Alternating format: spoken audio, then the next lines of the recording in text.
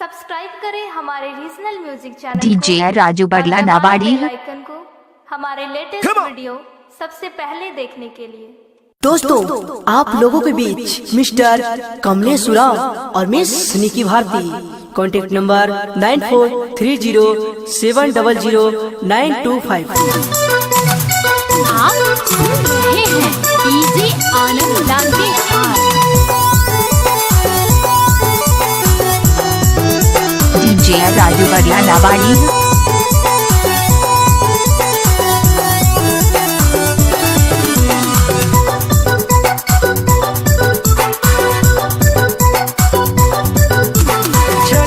देखो न तोरे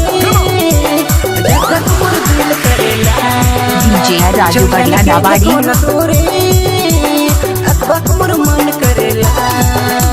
कैसे कबूदया मन के दिला गुया के खुजला। कैसे कबूदया मन के दिला गुया के खुजला। छोड़ के देखो न तोरे धक धक मोर दिल करेला।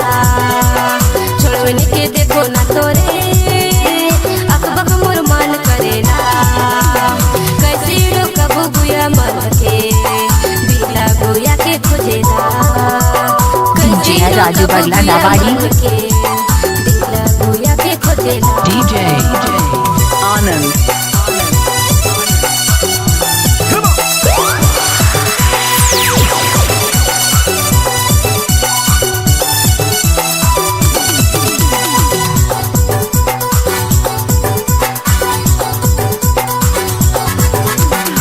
डीजे राजू बगला का धमाका।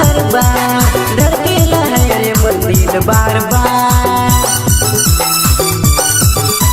72 के जगह में 74 बार धड़केला है रे मोर दिल बार। डीजे राजू बगला का धमाका। आनंद के देखो न तोरे धक मोर दिल करेला। चोरियन के देखो न तोरे डीजे राजू मन करेला। कैसे कबूदया मन के दिला गुया के खुजला। कैसे कबूदया मन के दिला गुया के खुजला। डीजे राजू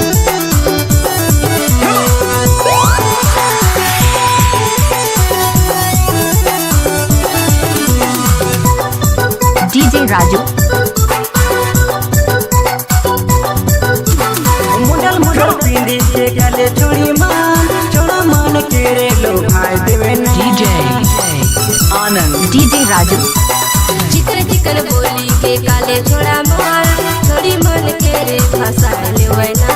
डीजे आनंद के देखो न तोरे धक मोर दिल करेला।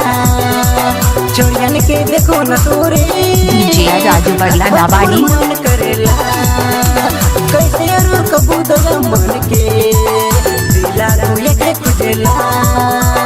कैसे कबूदया मन के दिला गुया के खुजला।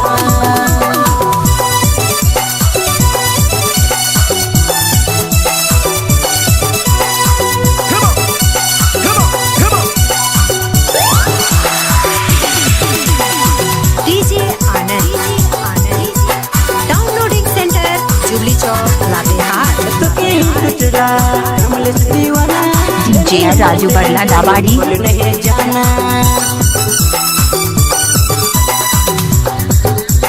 मुझ भी तो चाहोला तो तेरे जोड़ी मीठा मीठा बोल के आजा बिछोड़ी। छोड़न के देखो न तोरे धक मोर दिल करेला।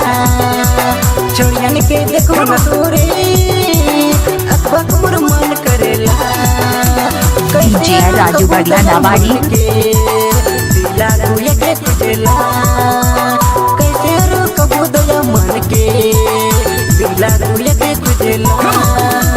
छोड़ के देखो न तोरे धक धक मोर दिल करेला। छोड़ के देखो न तोरे डीजे राजू बगला नाबाड़ी कैसे कबू गुया मन के डीजे राजू बगला नाबाड़ी गुया के खोजेला। कैसे कबू गुया मन के दिल गुया के खोजेला।